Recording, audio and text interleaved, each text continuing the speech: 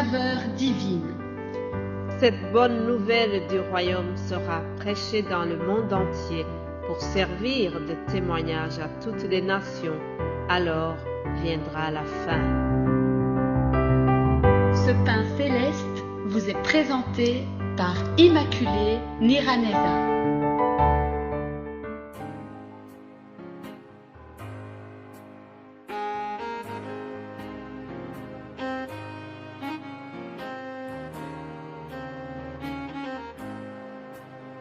Shalom, shalom, mes bien-aimés qui écoutent l'émission Saveur Divine. Que la paix de Christ soit avec vous. Bénissons le Seigneur. Rendons grâce à Dieu car il nous donne encore un nouveau jour. Il nous fait grâce de terminer cette semaine. Je remercie vraiment l'Éternel qui nous protège chaque jour. Nous voyons sa main, nous voyons sa miséricorde, nous voyons sa bienveillance jour après jour. Alléluia. Alors, nous allons terminer le thème que nous avions qui dit « Pourquoi est-ce que Jésus-Christ est venu dans le monde ?» Mes frères et sœurs ont donné aussi des messages qui répondaient à cette question. Même si nous allons suspendre, on va dire, ce thème, mais nous n'avons pas fini de parler de toutes ces raisons qui ont fait que Jésus-Christ a quitté sa gloire pour venir dans le monde. Plus tard, nous y reviendrons, mais pour le moment, nous suspendons ce thème. Alors, avant de passer au message d'aujourd'hui, vraiment, je bénis le Seigneur pour sa parole.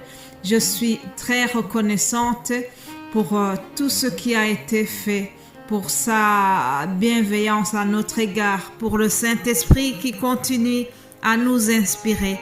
Mes bien-aimés de Dieu, sans l'aide du Saint-Esprit, nous n'avons rien à dire. Mais nous sommes vraiment reconnaissants parce que c'est lui qui nous assiste. Alléluia. Le titre d'aujourd'hui, c'est « Jésus-Christ est venu pour nous donner la vie éternelle ». Alléluia. Lisons Jean 3, 16, un verset que beaucoup de gens connaissent, un verset qui est vraiment au centre de l'évangile. C'est l'amour de Dieu. Car Dieu a tant aimé le monde qu'il a donné son Fils unique, afin que quiconque croit en lui ne périsse point, mais qu'il ait la vie éternelle. Dieu, en effet, n'a pas envoyé son Fils dans le monde pour qu'il juge le monde, mais pour que le monde soit sauvé par lui. Alléluia.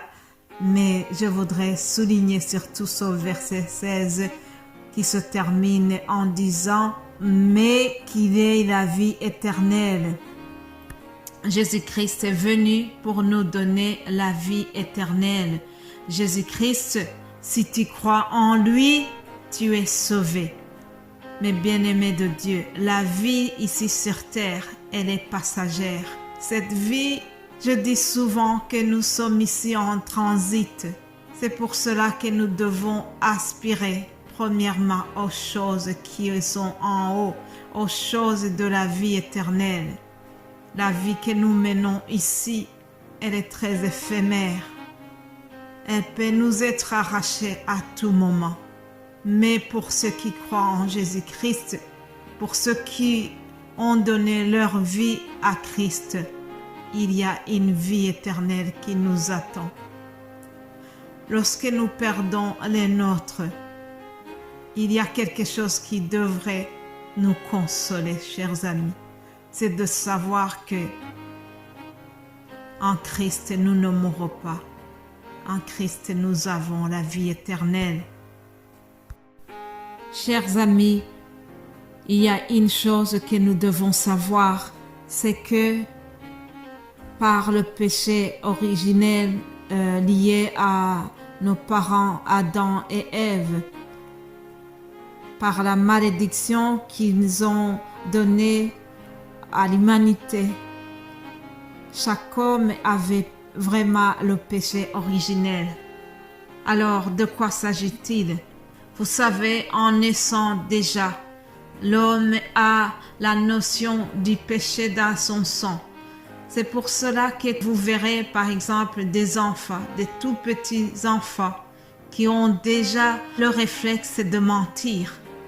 Alors tu trouves un enfant en train de faire une bêtise et quand il va le punir, il va dire « Ah non, c'est pas moi, c'est mon frère ou bien c'est ma sœur » alors que c'est pas vrai. Même si tu l'as surpris en train de faire une bêtise, premier réflexe, dire que ce n'est pas lui, que c'est son frère. Ça vient du péché originel. Parce que les parents n'ont jamais appris à ce petit bout à mentir.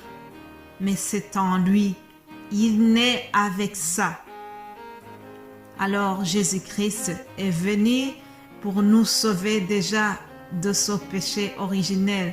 Beaucoup de gens disent « Oui, mais moi je n'ai pas besoin qu'il me pardonne parce que je ne commets pas de péché. » Oui, il y a des gens qui te diront qu'ils n'ont jamais tué, ils n'ont jamais fait de mal à une mouche, donc je ne vois pas pourquoi je dois confesser des péchés. Je n'ai jamais volé, je n'ai jamais tué.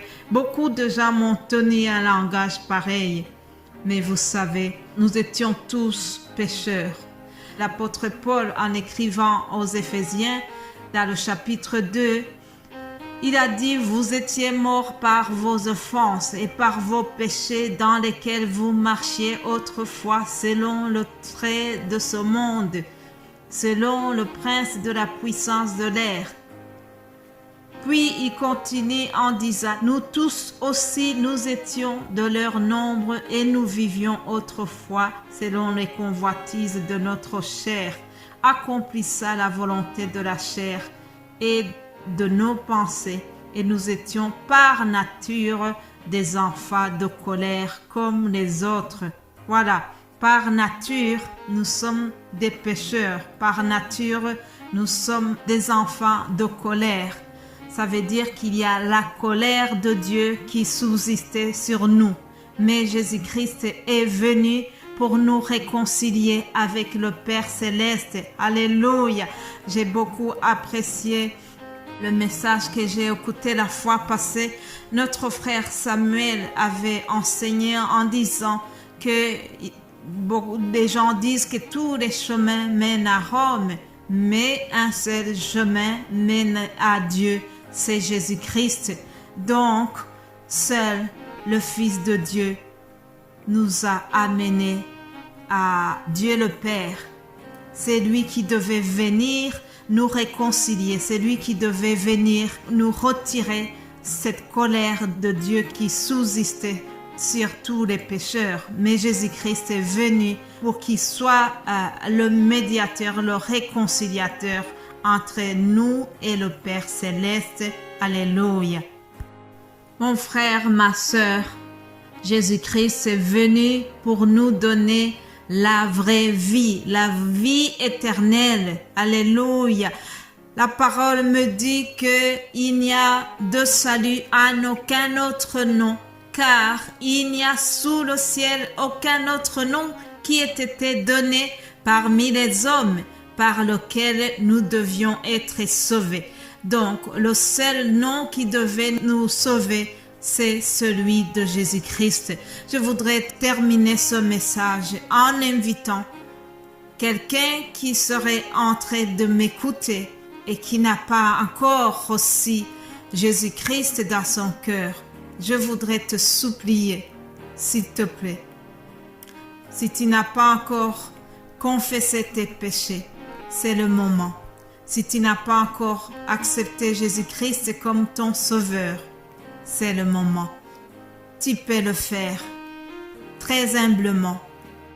Si tu crois du fond de ton cœur que Jésus-Christ est venu pour nous sauver, comme nous venons de l'écouter dans la parole de Dieu, Jean 3,16, tu peux répéter avec moi ces simples paroles, mais accompagnées de foi et de sincérité, et Dieu va écouter.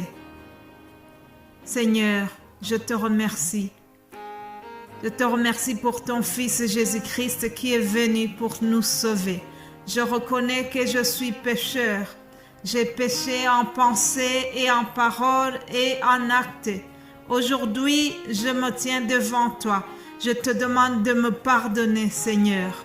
Je crois en ton Fils Jésus-Christ et je l'accepte comme mon Sauveur et mon Seigneur.